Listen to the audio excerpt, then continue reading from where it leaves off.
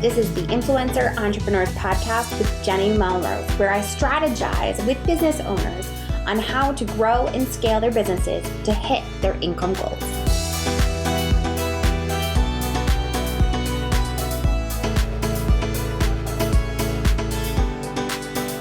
This is episode 242 of the Influencer Entrepreneurs Podcast with Jenny Melrose.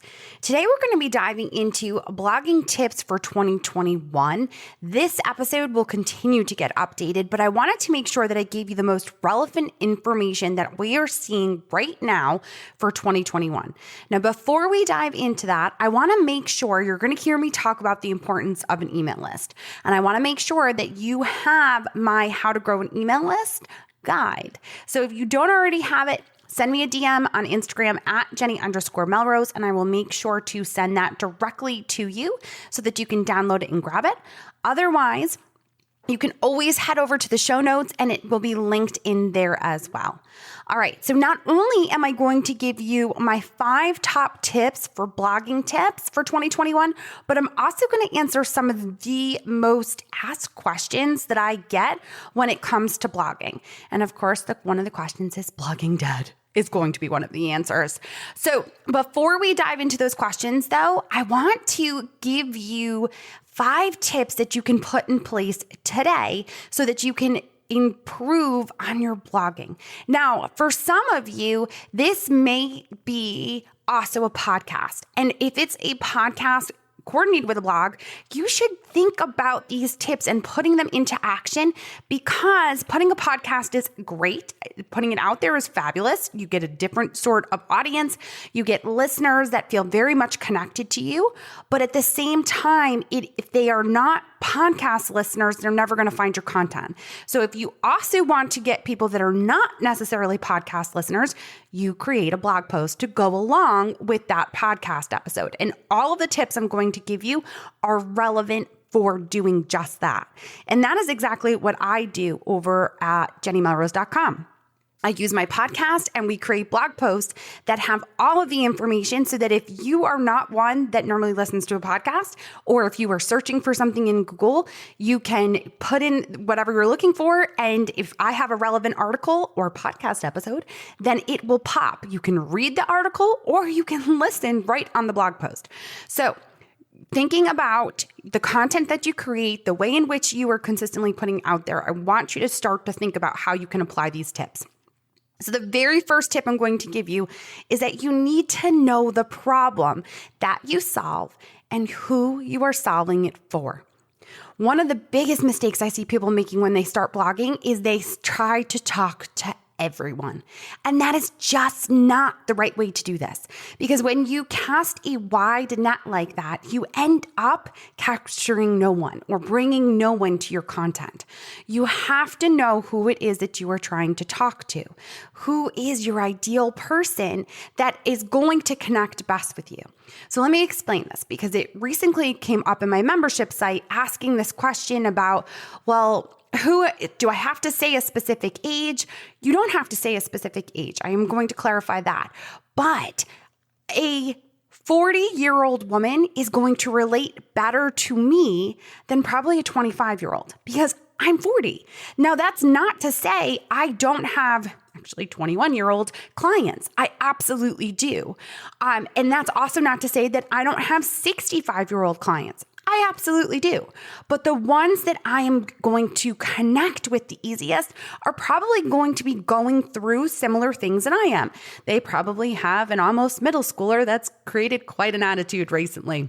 Or they have an 8-year-old that's still going through the elementary age or similar age. They're going through similar life experiences.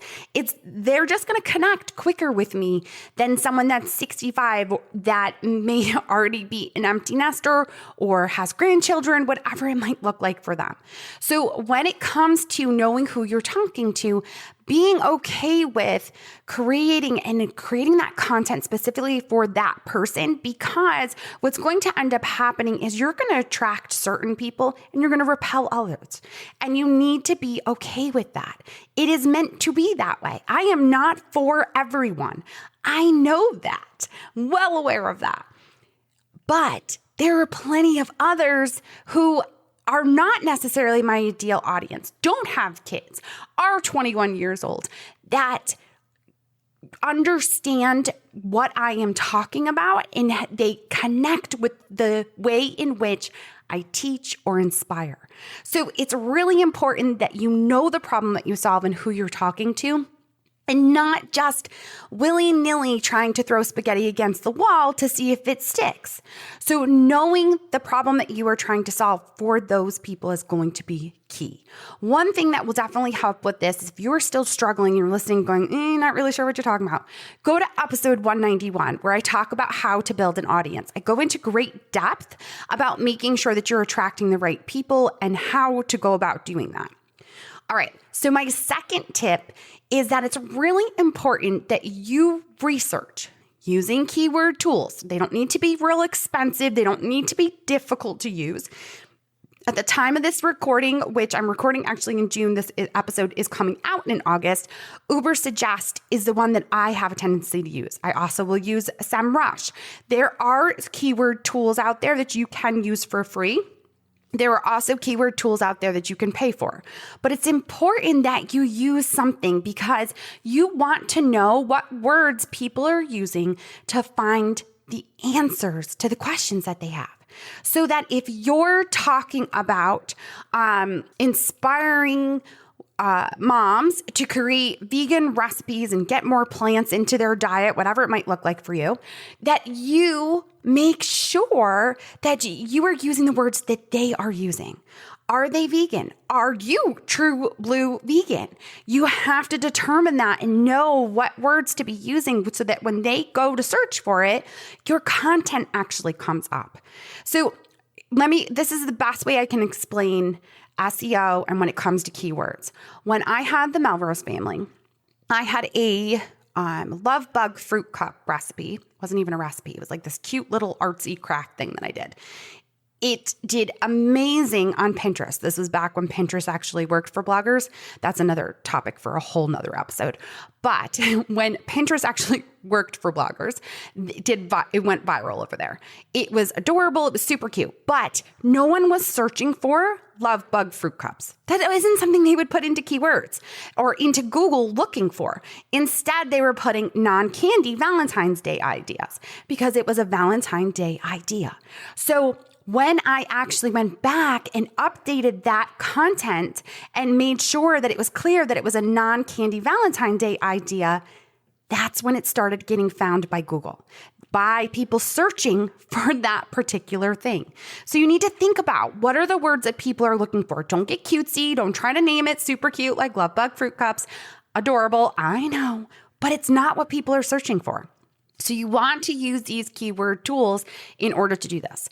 Now, I gave you an example of how I had made the mistake of using the wrong keywords to create a post that did great on Pinterest, but not so well in Google or at all in Google.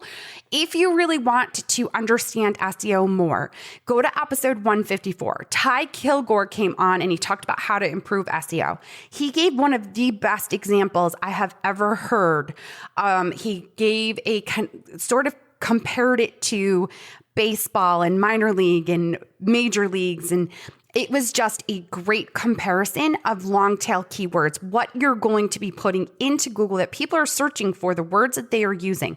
Because one word in a string of words can change the volume of it, can change what people are actually looking for. So make sure that you go in and listen to that episode. It was episode 154. All right. Third tip that we need to know is we need to write about a topic that you're passionate about. This is something that it's very, very, very near and dear to my heart. And it is something that I work with clients on because I will often get someone that started back in 2017 blogging and they started creating recipes that were Whole30. Well, they now, 5 years later, don't eat Whole30. So continuing to create recipes that are just Whole30 is difficult and they're not passionate about it. So I want you to understand that if this is you, if you've been writing about a topic or wrote about a topic a while ago, and now you've decided, I'm not really passionate about this, I need to pivot, be okay doing that. Don't be afraid to pivot. That's actually part of the entrepreneurial journey.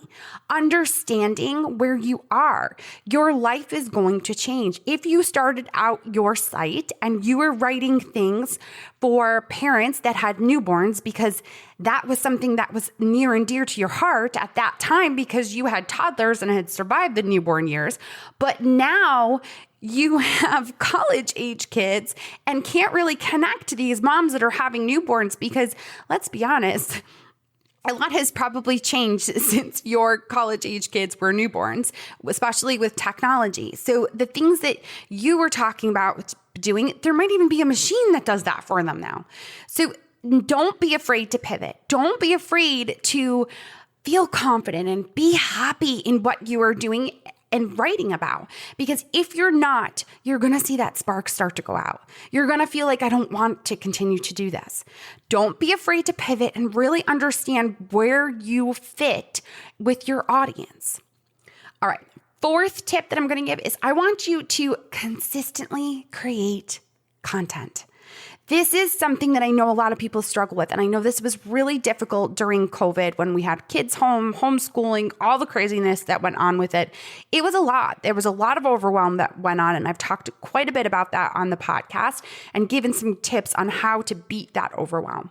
But for this, I want you to decide what platform, what way you are going to consistently create content, whether that is on a podcast, whether that is blogging and writing out the content. Whatever that might look like for you, I want to make sure that you are starting to try to create it consistently.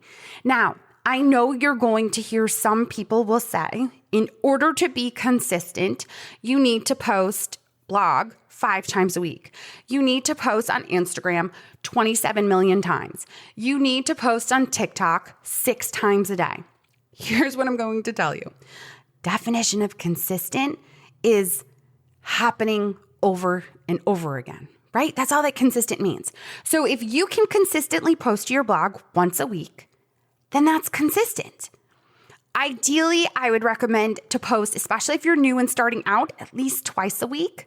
But if you've been blogging for a while, as long as you're continuing to show Google that you are updating content, older content that is on your site, that works.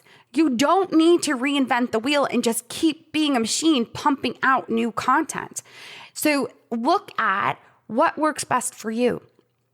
I knew that I wanted to do a podcast. I knew that was the way I was going to create consistent content.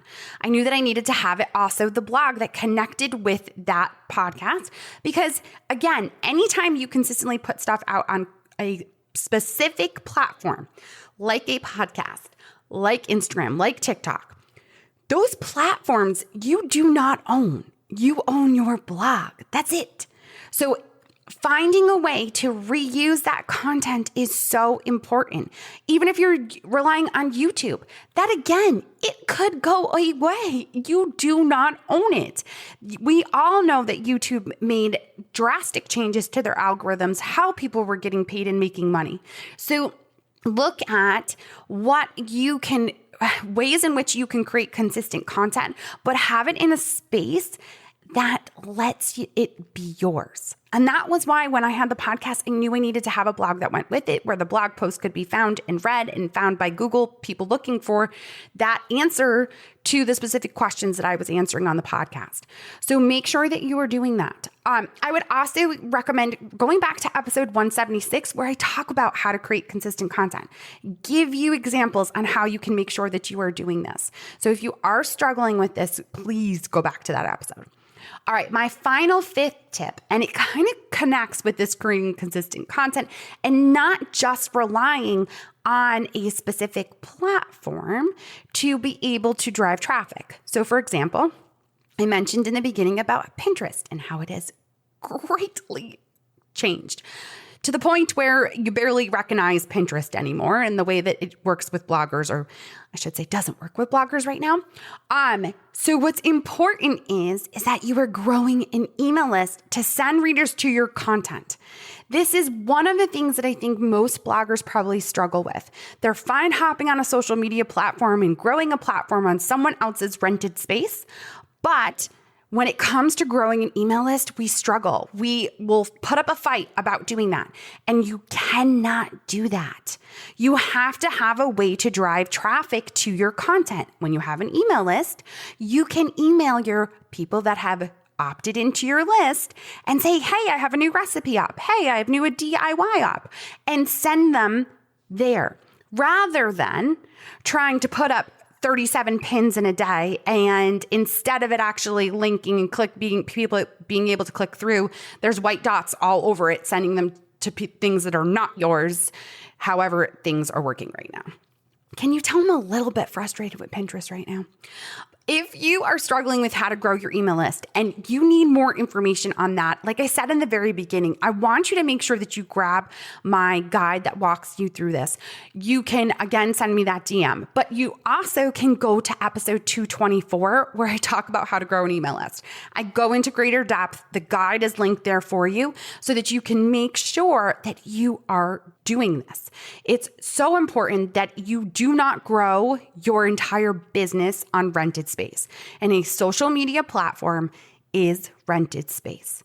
They can decide what new features they're going to put in or take away, or what algorithms they're going to put in place, or how they're going to charge you in order to be seen.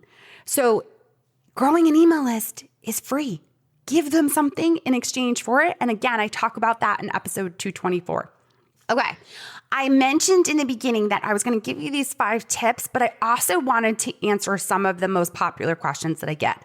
And one of the biggest ones is it worth blogging? In other words, is it oversaturated? And here's what I'm going to tell you. There are plenty of people out there putting out content, but they're not necessarily doing it the right way. They're not getting found. You can see influencers on TikTok, on Instagram that have millions of followers, but there's no blog that goes along with it. And when they're doing sponsored work, they don't know what they're doing. They're doing it so that they're barely making money because all they're doing is like to know it, and they're making 5 cents because of the percentage that they end up getting off of whatever sales occurs. So I do not believe that blogging is dead. It is valuable to continue to blog and have that place in which Google can show that you know the answers. As long as you are making sure to use the 5 tips that I talked about above, you will find your content showing up when people are asking those questions that you have done the keyword research on. So no, it is not oversaturated. Another question that I constantly get asked is, how do bloggers get paid? So most of you that are listening, if you are a blogger or already an influencer, you obviously know most of this, but let's think about how we can diversify. Let's think about ways that we're not totally tied into our ads. Because as we saw in 2020, ads took a deep dive off of a cliff when COVID hit. We watched RPMs bottom out. We watched just significant issues. So one of the ways that a lot of bloggers make money is via ads, where they have ads on their sidebar within their content. They may use an ad network like Mediavine or AdThrive, or you recently heard Megan from Newer Media come on. She's also another ad network that actually requires 25,000 sessions rather than the 50 that is required for Mediavine, or the 100 or 150 now for AdThrive. Can't remember which. But that is one of the options as far as making money via ads. You want to, like I said, though, diversify. So you can also, obviously, as many of you know that are listening, I love working on sponsored work. Always did when I had the Melrose family. That was a significant source of revenue for the Melrose family. You can learn more about how to work on sponsored campaigns, how to pitch, what mistakes not to make, the 3 biggest trends. Go to episode 92 and I will be talking all about sponsored work. Now, another way that bloggers are getting paid is from digital products. And if you go to episode 96, I go into depth about all the different digital products you can have, but this primarily can consist of anything from courses to ebooks to workshops to memberships to video series, however you are going to put together that content and then have a way in which they can process payment. Now, there is one article that is like the mother of all articles that we're going to link to actually in the show notes. It is not a podcast episode. It is an actual written article. So it is called How to Make Money as an Influencer. And that article is going to be, like I said, linked in the blog post that is written with the podcast. So go over there if you're looking for all the different ways that you can possibly make money and how to go about doing that. You can make sure to click through there and it will walk you through all of that. The last question that I wanted to answer that I continually hear is whether or not blogs are still profitable. Blogs are absolutely profitable. Blogs, as many of you know that have been listeners for a long time, and if you're new here, I started blogging in 2011, I want to say, and I sold that blog for 6 figures back in 2019. And now I still constantly create a blog that goes along with my podcast. Now, the reason that blogging is still profitable is because if you have made sure to diversify, you have ways in which you are making money. So again, going back to that original question about how do bloggers make money, you have to diversify and look at all the different ways that you can and be able to, again, connect it back to your content. And that is why a blog is so profitable, is because if you are using the 5 tips that I gave you in the beginning, you are making sure that you know exactly the problem that you are solving. And if you're super smart, you've got a product that goes along with that. And then you have a higher upsell product that even goes into greater depth. That is when you can see a ton of profitability from a blog. Does it happen overnight? No. Absolutely not. It is something that you have to work at and to better understand. And there are definitely ways in which you can quicken that process, working and doing the actual professional development, listening to a podcast, and then taking it a step above and investing in things like courses or workshops or coaching or masterminds, whatever that looks like for where you are on your journey. But there are definitely ways that you can speed up that process. A blog, though, is how people are going to be able to find you using Google. Think about how you go about finding out answers to problems. My garbage disposal started giving us a hard time the other day, last couple nights ago. The very first place I went to was Google, and I typed in the name of the disposal and how to fix it. And wouldn't you know it, there were 3 articles, 2 videos, and I had that fixed within probably 10, 15 minutes, and it was faster than the plumber could have possibly gotten here to fix it. And the only reason I was able to find that answer is because those people used the words that I used to put into Google. They did their research. They looked at, okay, garbage disposal, how am I going to keyword this to make sure that people that are looking to fix this problem will be able to find their answers? That is what you have to continue to do. Use those 5 tips I gave you.